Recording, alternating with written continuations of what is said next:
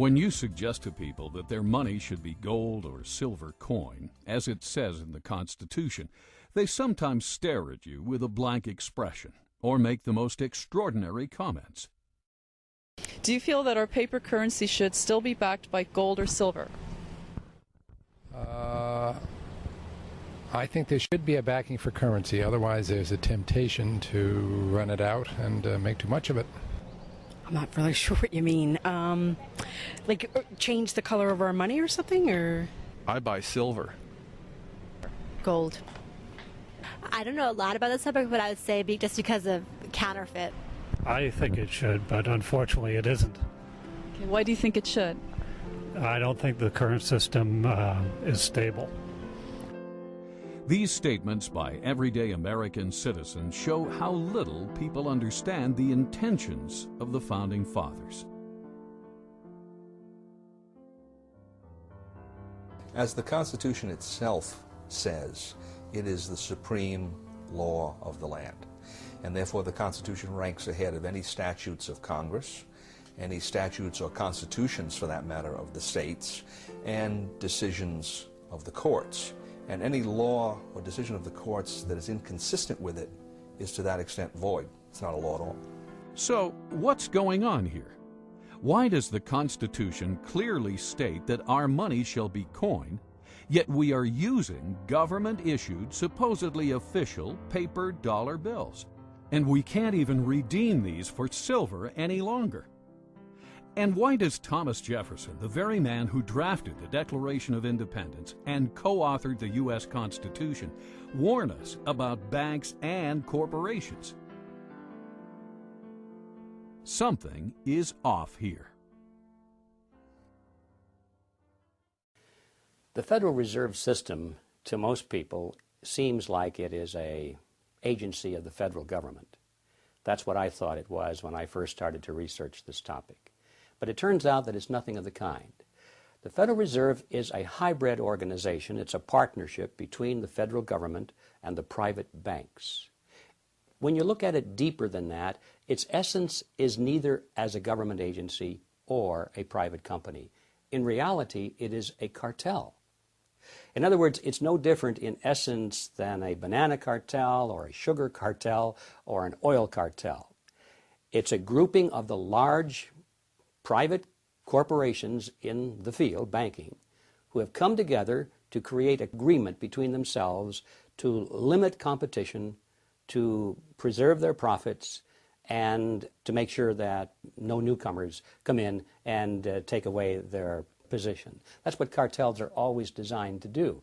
And it's a shocking thing to realize that something as prestigious as the Federal Reserve System, at its core, is nothing more or less than a banking cartel with exactly those same objectives. The motivation for Congress to go into partnership with the elite bankers who formed the Federal Reserve is clear. Endless amounts of money could effectively be printed up and lent to Congress. Thus, individual congressmen would no longer be forced to depend on raising taxes to generate additional revenue, an unpopular action that can cost them re-election. Ironically, if there were no Federal Reserve, there may have been no need for an income tax. The country did fine without it for 137 years. The income tax amendment was introduced the same year the Federal Reserve System was formed, 1913. Coincidence? Prior to the formation of the Federal Reserve System, the country never did better. In fact, that was the problem, at least for the major banks. Capital formation, also known as savings, was happening all over America. Other than panics, many of which were caused by unethical lending practices, America was doing great. So much so, the big New York banks were losing business. But why isn't the mainstream media telling us this story? What would motivate them to refrain from a critical interpretation of banking history and the Federal Reserve System, especially today, when they broadcast critical, even intimate reports on every other aspect of life?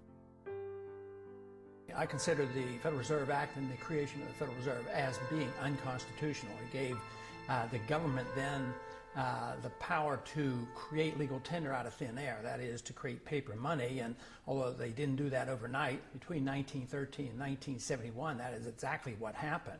But the notion of a central bank does not fit into the Constitution.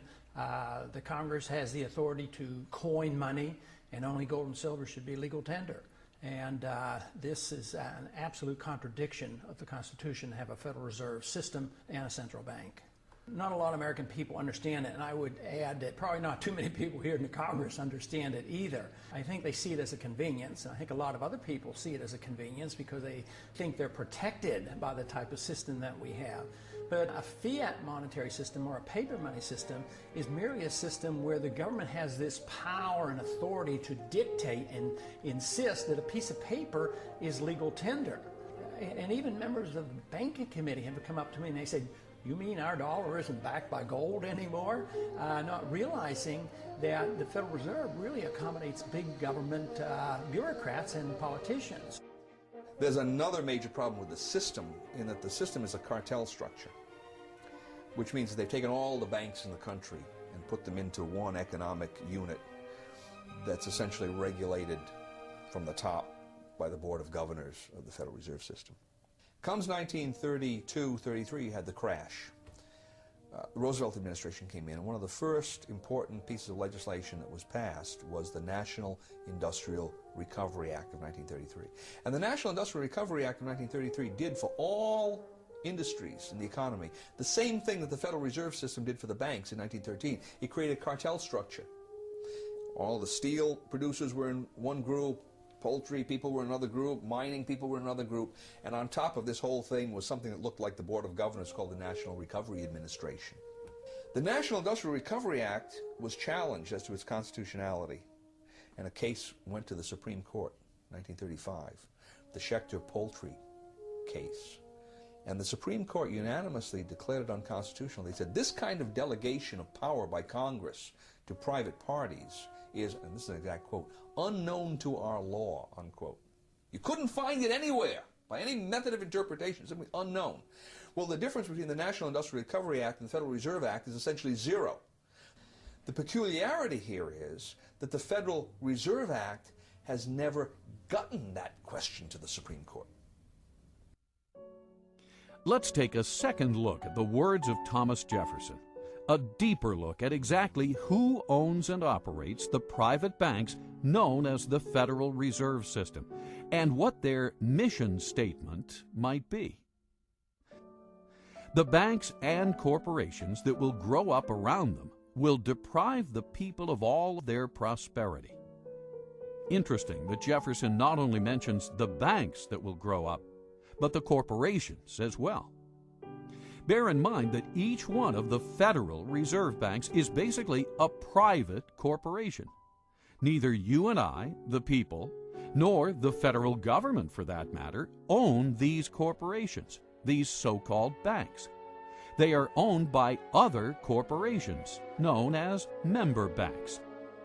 The Fed was formed not in Washington, D.C., not in the halls of Congress or some meeting room, but it was formed on a private island off the coast of Georgia called Jekyll Island. This island in those days was a club they called the Jekyll Island Club, and its members were a relatively small group of billionaires from New York, people like J.P. Morgan and William Rockefeller and their business associates. When they went to the island, they all traveled aboard the private railroad car of Senator Nelson Aldrich. This was November of 1910, and he and 6 other men were told they mustn't be seen together, they couldn't dine together on that evening, and they must avoid newspaper reporters at all costs. One of them carried a shotgun. Just in case he had been confronted by a reporter, he was prepared to tell them that he was going on a duck hunting trip. When they got on board this railroad car, they were told not to address each other by last names, first names only. And 2 of them even went further, and they adopted code names. They were concerned that the identities of all of these 7 men might be known to the servants on board the car and that the servants might talk about it. In that fashion, the word would get out. Even when they got to the island and went to the clubhouse, they had replaced all of the normal servants with new servants who didn't know any of these people. And they created the Federal Reserve under those kinds of conditions of great secrecy. I can assure you that very few wars of history have ever been plotted under conditions of greater secrecy than that. According to accidental releases of Fed stockholder information, as of 11:05 a.m., Tuesday, July 26, 1983, 5 member banks own 53% of the stock in the Federal Reserve Bank of New York, the most major of the 12 Federal Reserve banks around the country. This is a controlling interest in the controlling bank. The major stockholders of this major bank, however, are confidential. No one, not even the government or the President of the United States, knows who they are, nor can they find out. We all began to lose track of this ownership on Tuesday, the 26th of July, 1983. Only a small group of elite insiders knows who these owners or controlling agents are in present time. Does this sound like a Thomas Jefferson operation? Does this so-called Federal Reserve System sound like something Ben Franklin, the man who invented the pot-bellied stove and co-authored the Constitution, would set up? Or does this system sound more like something George Orwell would write about in his nightmare book, 1984? Again, G. Edward Griffin. In those days, there was a great deal of concern among the American people about the concentration of financial power in the hands of a few very wealthy and powerful financial interests in Wall Street. They called this the money trust. And the cry in those days was to break the grip of the money trust. And one of the primary purposes of the Federal Reserve Act, as it was promoted to the American people, was just that, to break the grip of the money trust. They were going to write a law that was going to take the power away from these people and put it in the hands of their trustworthy politicians, you see. Put it in the hands of the people through the electoral process. That was the propaganda behind the Federal Reserve System. So what's the purpose of the secrecy? It's because when you look at the list of these people who went, they were the money trust. They were the representatives of the banks, of J.P. Morgan, the Rockefellers. They represented Kuhn Loeb and Company, Warburgs in Germany and the Netherlands, and the Rothschilds in England. This was the money trust, not only of the United States, but of the world. Had that fact been known, who these people were that were drafting the Federal Reserve System, the trick would have been exposed, and the public never would have adopted the Federal Reserve Act as, in fact, they did. When you think about the significance of the Federal Reserve Act being passed under those conditions, the American people didn't know, but it was banking interests that were behind it. Powerful banking interests, because they wanted their assets protected. They wanted the Federal Reserve to be the lender of last resort. So if they had been loaning out and risking the money, and these loans go bad, instead of having the market take care of this, they wanted bailed out. And this is why it was a tremendous popular thing to do for the banks and, of course, the big business people who were borrowing the money. So it was very, very special interest directed, and it was designed for the elite. And even today, a lot of people don't quite understand that. So it's an educational job as well outside of Washington, but hopefully someday people here in Washington, especially the members of the Banking Committee, will gain some interest in this subject, because ultimately we will have to address it. Where does Congress get most of its funding? I would like to say from us, but I'm sure they have foreign investors that they also get their money from. Okay. Taxes. People? Government? It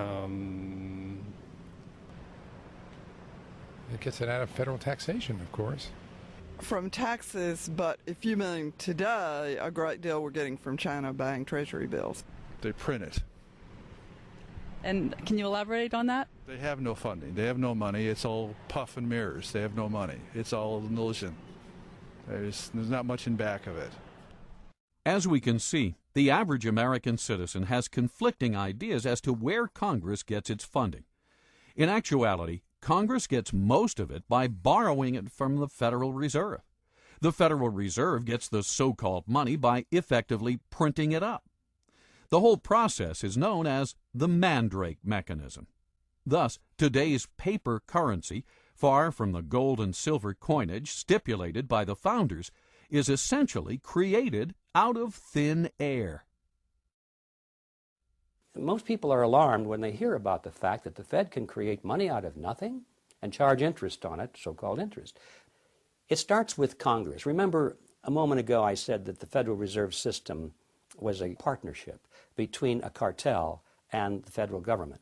Mr. Chairman, we've got to go vote, and we want to thank you for being here with us for today. And, well, if there's a partnership, there's a reason for the partners, both of them, to be in it, or they wouldn't be. So why is the banking fraternity in this partnership, and why are the politicians in it?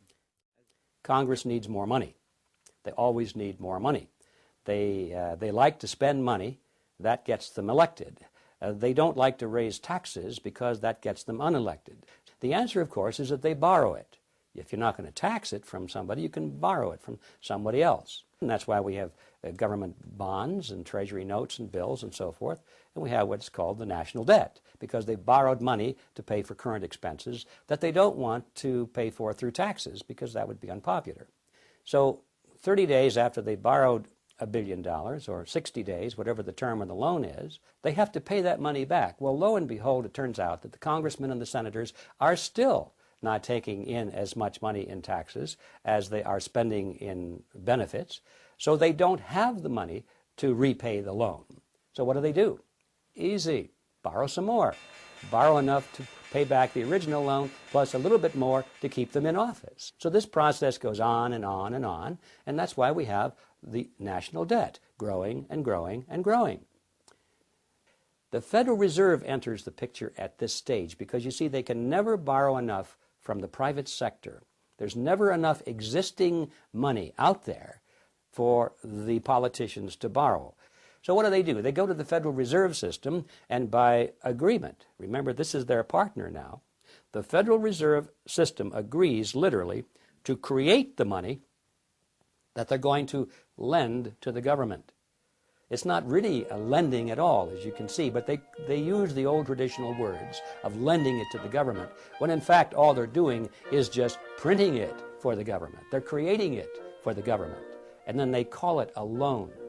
Of course, they don't print it all because most of it's checkbook money, but nevertheless, the process is the same as if they had just turned on the printing presses and printed all this money and gave it to the federal government. So now, once the Federal Reserve System creates this money out of nothing, literally, it's fresh money into the society, into the economy, and that's how the money supply keeps growing and growing and growing. What about the banking partner? What's in it for them? I come in and I give the bank, say, 100 ounces of gold, and the bank offers me some interest payment on that. They're going to pay me 3% interest. And they're going to take that 100 ounces of gold and they're going to lend it out at 5%. That's how they make their money, the 2% spread. Okay? Now that's fine so far, because I know that gold is in there, it's being loaned out, and someday I'm getting 2% interest, and someday I can ask for that principal back. It might be 6 months, it might be a year, whatever it is. Where the trick comes into this is the bank says, not only are we going to lend that money out, but we're going to allow you, Mr. Depositor, to draw on that money right now. All right? Which means that they can't possibly be saying that I can draw 100% of that deposit when they've also loaned out 100% of that deposit. Now, maybe they don't loan out 100%, maybe they only loan out 90% or 80%, but whatever it is. And that's the fractional reserve concept. They don't have enough reserves to pay out all of these obligations that they've made, especially with respect to paper currency, because usually that's the way it worked. Now, why do they do this? Well, they do this because they make money. Right? If I can loan out essentially more than I have in my reserves, by that difference I'm increasing interest payments. So the bankers are beneficiaries of this, and obviously the first lender, the person that receives that money, is a beneficiary because he's getting money they wouldn't have gotten otherwise, even though he has to pay interest on it. But then what happens down the line? This is the fascinating part about it. The market has set prices and wages on the basis of what it believes is the total amount of money that's in circulation. Along come the banks and they start generating new money that the market doesn't know about. It finds out about it because the money goes into circulation. So I'm the first user of this money. I've just received the loan from the bank. I'm going to go out and buy cement with it. And when I buy cement with it, cement is at the original market price. Now, as that money starts percolating into society, the market realizes there's more money than there was before. More money chasing the same amount of goods means the prices of goods go up, right? So eventually, somewhere down the line, that same cement that I just bought for $5 a pound is going to cost someone else $6 a pound. Now, if he buys that cement at $6 a pound before his income has increased commensurately, what's happening to his real wealth? He's losing real wealth, right? His costs have gone up, his income stays the same, his real wealth is decreased. Whose real wealth has increased in this transaction? Mine and the bank's, because we got the full value of the money right at the beginning. So this system transfers wealth. Somehow, you can't exactly follow it, but the principle is there. It transfers wealth from society to the creators of money. For every $1 billion that's put into the banks, I, as a commercial banker, can create an additional $9 billion and push them out into the economy as loans. Now that $9 billion based on the $1 billion, which itself was created out of nothing, all of it is just fiat money. It's created out of nothing, but the commercial banks get the bigger end of the deal, as you can see. They can create 9 for the private sector called loans, and these are genuine loans. And that is where our money comes from. That is how money is created. Every bit of it is created in this fashion. Every bit of it is based upon debt, and that debt creates money that literally has nothing behind it at all. Now this is how money is created in the Western world. And it's an amazing story. Only a very few people at the top know how money really comes into existence. Best estimates say that a network of about 7,000 people, mostly located in large urban areas worldwide, facilitate the acquisition and control of the voting stock of these banks by proxy. The marching orders as to where literally hundreds of trillions of dollars of monetary power will be directed are believed to be given by the 7,000 on instructions from an insider control group we estimate to number about 300. Of the 300, many are related to one another by blood, marriage, and business ties, and, it would seem, have family ties to the original robber barons of the Industrial Revolution at the turn of the 19th century. More importantly, however, most of the 7,000 involved in this group may be largely unaware of their negative effects on society. They may sincerely, but naively, believe they are simply doing good. Nevertheless, now talking about the 300 who form the inner controlling body, we estimate that about 50 of this group are anything but naive. Thus, having successfully established the ultimate money-making machine, the Federal Reserve System, this nefarious cartel of tyrants is in a position to literally acquire control over the assets of the world, deprive the people of all their prosperity, as Thomas Jefferson would say. This is the calculus of the situation, and this is exactly what they are doing, with a little help from their virtuous but ignorant servants in Congress, as John Adams might say. Yes, the Founding Fathers must surely be rolling over in their graves. The original intent of the Constitution is spelled out quite clearly, not only in the document, but in the immediate history that surrounds its formation. Now, Article 1, Section 10, Clause 1 limits the powers of the states. It says, no state shall coin money. States had coined money. stops them from doing it. No state shall emit bills of credit. Now that's one of those peculiar words. If you were living in that time, you knew what it meant. It meant essentially what we call paper money. No state shall emit bills of credit, which means that a state itself cannot create paper money, and then it can't do it indirectly by setting up some kind of a bank that's controlled by the state.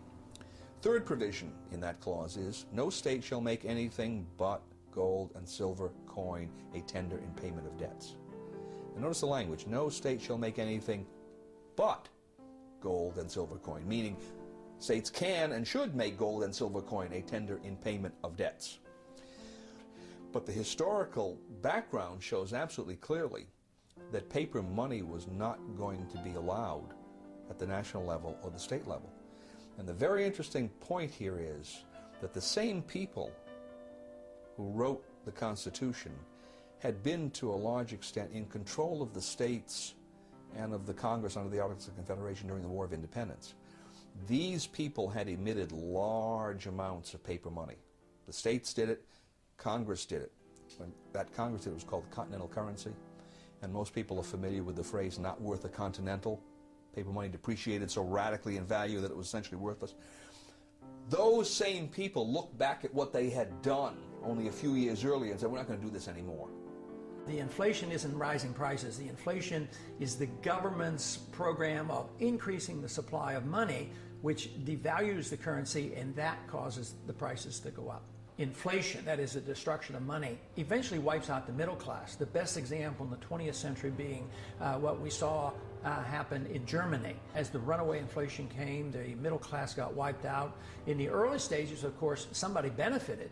Eventually it hurts everybody. But in this country right now, we have constant insidious inflation. So there is a transfer of wealth from the poor and the middle class to the wealthy. But because it affects the business cycle and causes prices to go up in general, who suffers the most? The people who can afford it the least. That people on fixed incomes, low middle income people, poor people. I think it especially hits hard low middle income people who are trying to make it on their own and won't go on the dole, because their prices go up more and they're the first ones to lose their job when the business cycle turns down. The Federal Reserve, by increasing the credit, creates the boom part of the cycle, but then there's always the resulting downturn of the cycle when unemployment rises.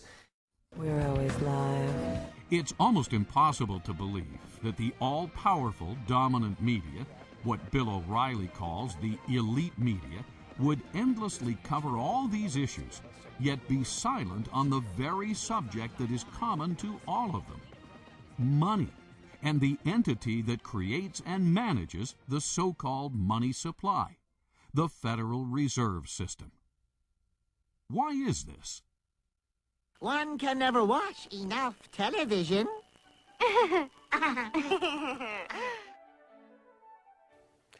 There has been a tremendous concentration of the mass media over the last 50 years, from over 100 companies to 6 companies.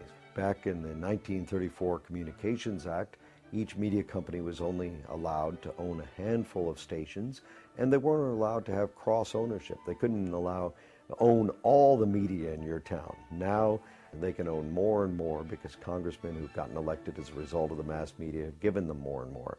That means very few people have the right to speak to us over television, over radio, through the New York Times, the LA Times, the different news media. The whole purpose of the First Amendment is to guarantee that we have more, not less speech. However, when you start to get down and say only a few people can put up their soapbox, only a few people can address the audience, suddenly you've limited the amount of speech. Now that's the government control of speech. On the other hand, when those few people recognize that the government is the one that's licensed them to speak, they start to act in a way that's not going to jeopardize that relationship. Could this be one of the reasons any critical reporting of universally important issues, such as the Federal Reserve, have been cut out of the public debate for so long? As Ted Turner relates in his article, My Beef with Big Media? Why would major media corporations that control the information flow to 95% of the American citizens, fail to report on the detrimental activities of the Federal Reserve System, a government-sanctioned, quasi-private banking cartel that literally controls 100% of the money flow to the same citizens, as well as the lion's share of the money flow to Congress itself. The amount of money it costs today to run for Congress or even to run for president is obscene. And most of that money goes into television commercials and spots and all of the mass media advertising that needs to be done to reach the 295 million Americans, a vast number of people. And when that person wins, if the media has supported him, naturally he wants to pay them back. He may not think of that consciously, but in appropriating licenses and expanding territories and allowing them to own more than one media outlet, that's exactly what happens. As a result, the number of media companies, as we said before, has concentrated in a few hands. And unfortunately, Congress and the media work together to present an image to the American people that does not always include every aspect of the truth. This reciprocity, this in cahoots process, has obscured many of the more important issues to the American people. And there's no more important issue than the issue of fiat money.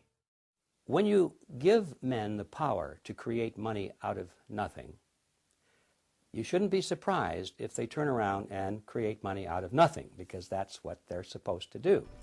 Now, the underlying philosophy is that, well, we'll be very conservative about it. We won't run rampant. We won't abuse this power, would we? So we give them blindly this power to create money out of nothing because we trust them to use this power wisely. Nowhere in history has this ever been a justified trust. Every time man has had that power, and this started back in antiquity, those with the power have abused it, and they have created more and more and more money at a rate much faster than the expansion of goods and services which are being produced by the productive side of the economy. Now, if the goods and services were growing at a rate which is exactly the same as the money supply, then the purchasing power of the monetary unit would remain constant.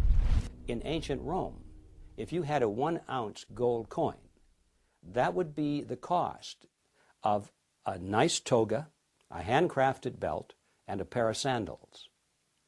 Today, thousands of years later, if you have a 1-ounce gold coin and you convert that into Federal Reserve notes, you can walk into a store and buy a nice suit, a handcrafted belt, and a pair of shoes. The real price of those items, and all items for that matter, throughout history, does not change when measured in terms of something of intrinsic value, such as gold or silver, because those things take human effort to produce as well as the belt, the toga, and the sandals. Both of them take human effort to produce, and that's why they maintain value with each other. But once you break that away, and you give men the power to expand the money supply without that discipline, they're going to expand the money supply faster than the increase in goods and services, and then you're going to have this difference in purchasing power. We call it inflation. Well, it's always politically popular to impose financial burdens on somebody else. It tends to be politically difficult to impose financial burdens on someone who's living alongside of you, because they tend to have votes and they tend to have representatives who will take their position. It's fairly easy to impose a financial burden on the future because the future generation tends not to have any votes or representation at all in the present.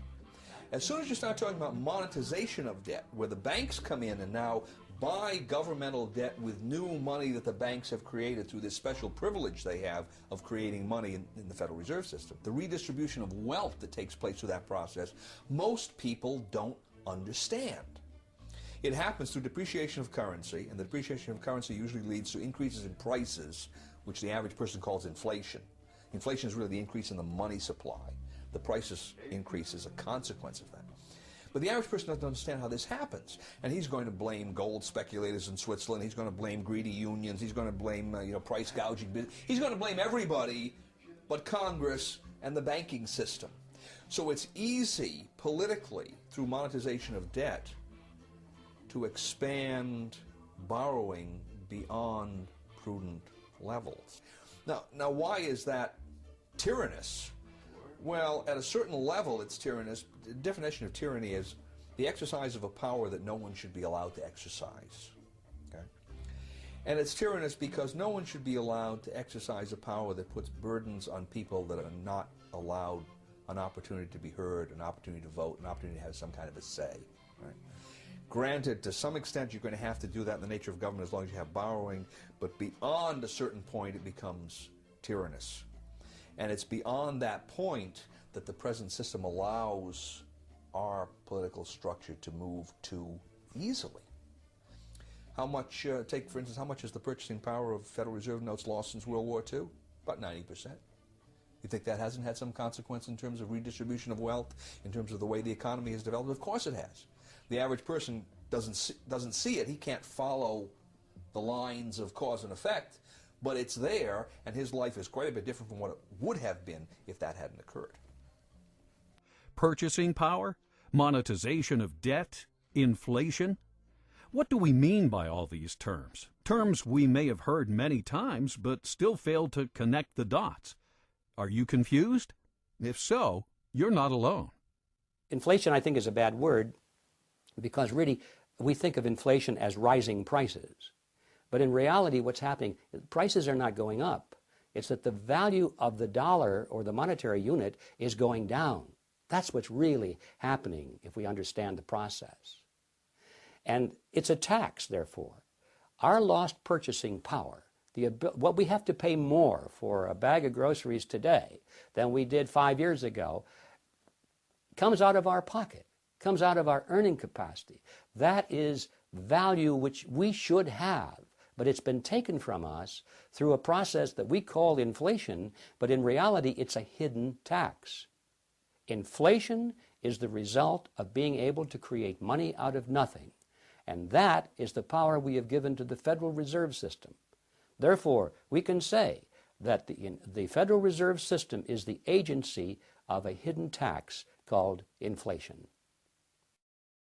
Since the early 1900s, almost no one talks about the country's banking system anymore. What happened? There was a shooting, then there was nothing. Yet our money, like water, is one of the most important commodities we have.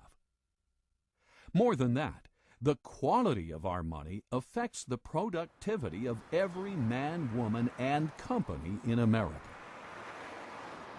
As time goes on, people figure out better ways of doing things, better ways of making products, cheaper and faster. For instance, one farmer can now grow food for thousands of people, whereas he used to be able to feed only his family. Thus, everything should be getting cheaper, because the supply of everything has been growing faster than the demand. This is true even though the population has been growing as well. Unfortunately, this is not what we observed. With the exception of a few industries, like the computer industry, and products we import from places like China, it seems that almost everything is getting more expensive, but oftentimes cheaper in quality. How can this be? Over the decades, the productive energy of society seems to be getting siphoned off.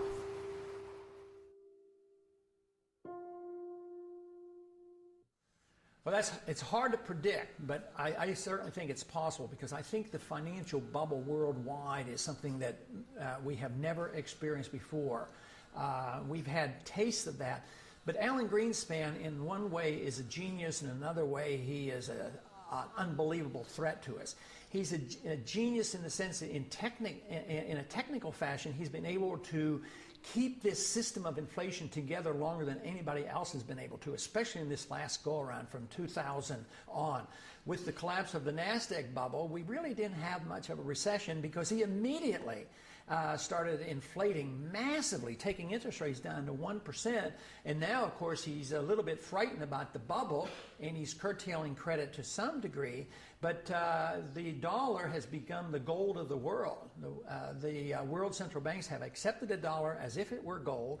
Greenspan claims that they have gotten the paper money to act as if it is gold, which I strongly disagree with, and all the hard money people disagree with. But I believe he's been capable of creating this huge financial bubble, and the world has not yet seen what may come of this. So I suspect that depending on when it comes and what we do, it could very well end up into a much worse situation than the Great Depression. But if the country decided, well, something has to be done, and we went to a gold standard and limited the creation of credit, curtailed the power of the Fed, I think it would iron out all our difficulties. When Argentina periodically would just quit inflating and maybe tie their currency to even the dollar, price inflation went like from hundreds of percent per year down to 2% or 3%. So it's rather rapid. So you would see an immediate benefit. You would iron out the severe swings in the business cycle. The price problems would be diminished. But the one thing we'd have to give up, which to me would be a benefit, government would have to curtail spending, because they can't tax the people enough to pay for all those bills. So we would have to curtail our spending. So that would be, to me, a tremendous boost to the American people and to the economy. At the same time, we gave sound money.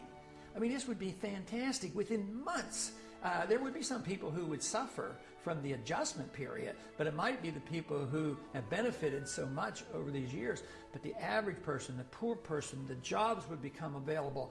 So it would not take a long, long time. What would take a long time is if we refuse to consider it and the problems get worse and we have a severe recession or depression and huge inflation and we do all the wrong things. That is what we should work so hard against. We must get rid of the fiat money system. How do you do that? Well, the first step, of course, the big step, the biggest imaginable step, is for people to realize that they even have one. I mean, how many people walking up and down the streets that go into the polls each year and elect their leaders, how many people know that we have a fiat money system? How are we going to change that unless we have an understanding, an educational foundation at the electoral level? So this is where we have to start. Because so many people in the U.S. are now semi-illiterate, thanks to the government-sponsored public school system, it may be possible to stimulate a discussion on the Federal Reserve only through films and TV shows. In many ways, film has replaced the written word for the masses. What is the Federal Reserve System? It's where they generate the money and they keep the money, I think. Federal Reserve System is a banking structure owned by the banks and run by the government. No, I don't know much about this. Okay, thank you. It's a system of balancing the flow of currency throughout the United States so that as banks need to have liquidity, they have it, and as they need to tighten up money, they tighten it up. Similar to what you had said earlier about having the reserves for when we go in a crisis or something, and you need to have that actual backing, not just the dollar currency, because paper is paper, and if you don't have that gold or silver behind it, then it's just going to be paper. It was established in, if I guessed, I'm not sure, 1913 perhaps, to establish stability in the American financial system. I don't know the answer to that. What is the system? It's a banking system that's run by the government. It's almost like a fourth branch, but it's run by the government, and it's guaranteeing that banks will remain stable. And if they're not stable, they'll take it over. A way of backing up the money. I don't know. Yeah. And what is the Federal Reserve System? Well, do you want Andrew Jackson's opinion of the Federal Reserve System or what? Your opinion. I liked his. It's a bunch of organized crooks. Wow. Now that citizen is informed. Too bad everyone is not as aware of how far we have strayed from our founding principles. Well, the major problem you have not only with the Federal Reserve System, but with any statutory structure that's unconstitutional, is it doesn't square with what's called the Supremacy Clause. The Constitution, which has the Constitution and laws passed in pursuance thereof, that is, constitutional laws are the supreme law of the land. So obviously you have a statute that doesn't square with the Constitution, it's void. It is not a law, in fact. So the question then arises, well, how does that square with the oath of office of representatives, senators, judges? And the answer is it doesn't. That when they come face to face with a statute that is in contradiction of the Constitution, they are to treat the Constitution as the supreme law and treat that statute as void. So that's number one. Here we have a system, the Federal Reserve System, that has all of these constitutional problems, and everyone is essentially looking in the opposite direction. So that doesn't square with the oath of office. And one would think that the president, being the head of the executive department, in which we find the Treasury, Department of Treasury, right, which interacts quite closely with the Federal Reserve, might have something direct to say about that. And then, of course, the president has a specific constitutional duty to take care that the laws be faithfully executed, and the supreme law of the land is the Constitution. So you would expect, on top of all of this, that he would be saying, wait a minute, if the Constitution doesn't square with the Federal Reserve Act in one or more ways, then I should be giving directives to the Secretary of the Treasury to take certain kinds of action to deal with that. And, of course, we see exactly the opposite. We see the Federal Reserve people, usually the chairman of the Federal Reserve comes to Congress, and he tells Congress directly, and usually tells the president at least indirectly, here's how monetary policy is going to be implemented. So the Federal Reserve is the tail that's wagging the dog when we have all of these questions that it may not be legitimate at all in whole or in part. If you want to see the way power goes in a system or the way the laws are corrupted, follow the money, and the Federal Reserve is a huge agency for the creation of money. If you study monetary history throughout thousands of years, you will find out that paper money has been tried many, many times, and it never succeeds. It always ends badly. The question is when will the dollar end badly? Will it be next year, or in 5 years, or 10 years? I'm convinced it will end unless we do the right things, and that is restore soundness to the money, put restraints on our government, either strictly curtail the power of the Fed or get rid of the Fed. That will be the only way you can save the dollar. But if we continue to do what we're doing now, we will eventually destroy the dollar. Throughout history, as governments grow, they limit the individual's rights. The same thing happened in the Roman Empire. We know this from history, but we also know it from Shakespeare's wonderful play, Julius Caesar. As we start moving toward a bigger and bigger government, it's going to mean that the individual no longer has the right to own his property, the right to do what he wants, the right to live freely, the right to worship as he wants, the right to speak as he wants. The government starts to tell us what to do. Most of the time they think they're telling us what to do in their best interest, but the trouble is that government, as Adam Smith pointed out, John Locke pointed out, as the great thinkers of all time have always pointed out, don't really know what's right to do. Government often makes the wrong choices because it doesn't understand the consequences of its actions. So even when it doesn't desire to be a nefarious force, to be a dark force, it often is. The problem that we have is the result of legislation. Congress has to make fundamental changes in the present system. I don't think that it's possible to impose from the top down even the constitutional system, because no one out there now is used to using gold and silver as their money. So what needs to be done is to create a competitive system of currencies. Leave the Federal Reserve System there. Slowly, over 6 months or a year, take away some of its legal privileges. Its legal tender privilege, its privilege as the only medium to pay government taxes, so forth and so on. And over on this side, create a gold and silver system. And then you will have competition between the two, the paper money price structure and the gold and silver price structure. And it will be a competition. What happened is in this competition, gold and silver would win out, because in competition, the free market usually wins out over governmental intervention and special privileges. And that's the reason we have governmental intervention and special privileges, to keep the free market from winning out. And that's why they go to government, to ask for legal privileges, all right? So that's the first problem. Now, the second problem is I don't see that happening through Congress, because there are just too many loggerheads in Congress to get the thing started. So my suggestion is that it begin in some state, a small state, a state that probably has a certain amount of its taxes that it can hypothecate to gold. And if the system worked and more people were asking, then the state could expand the areas of taxation and bring more people into it. And eventually you would, if it worked, you would see the whole state, the state's monetary system, the government, state government, would be on a gold system. And then I would think as well you'd begin to see that spreading into the economy. Now, if that were to happen, then I think other states would look at this and say, well, that makes sense. Let's begin to move in that direction. You could look at it essentially as a monetary insurance policy.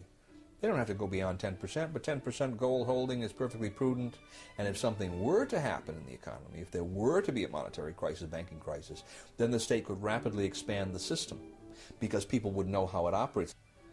But the idea is to get the mechanism, as it were, on the table so that people can see how it works, why it works, what its benefits are. They don't have to be afraid of it.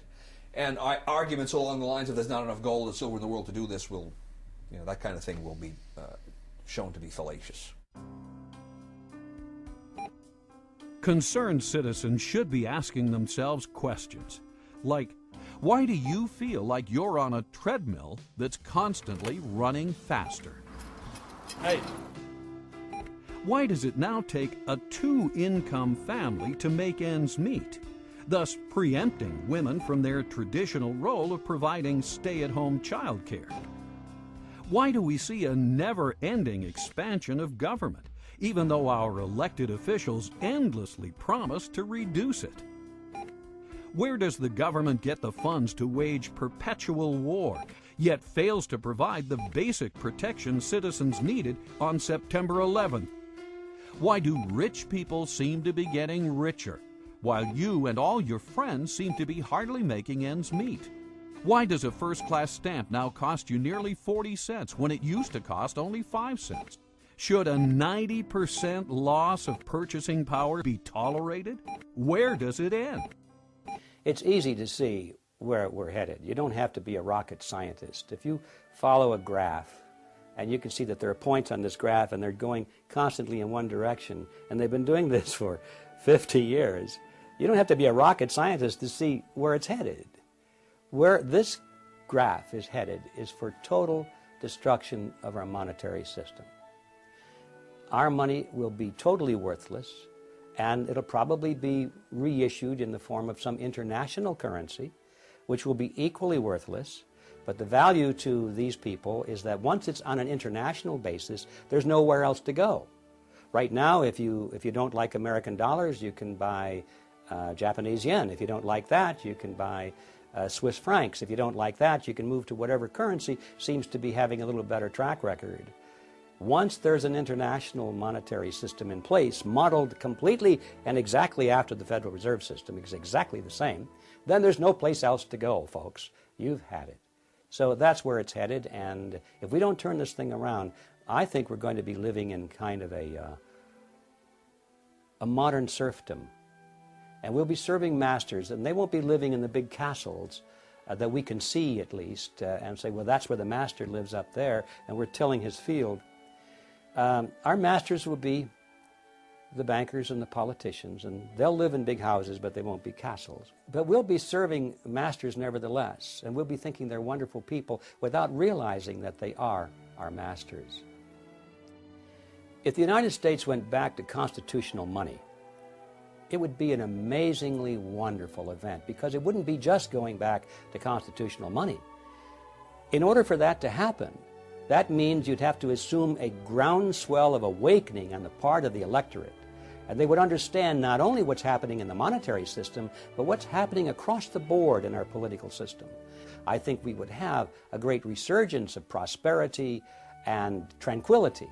That means that the electorate would have to be questioning a lot of other things in our society as well. And I think we would see an improvement across the board, and I look forward to that day. Americans need to stay on top of one of their most influential institutions, the Federal Reserve System. They need to start asking questions, not only of their representatives, but of no less than the President of the United States, whose sworn duty is to uphold the law of the land, especially the supreme law of the land, the U.S. Constitution.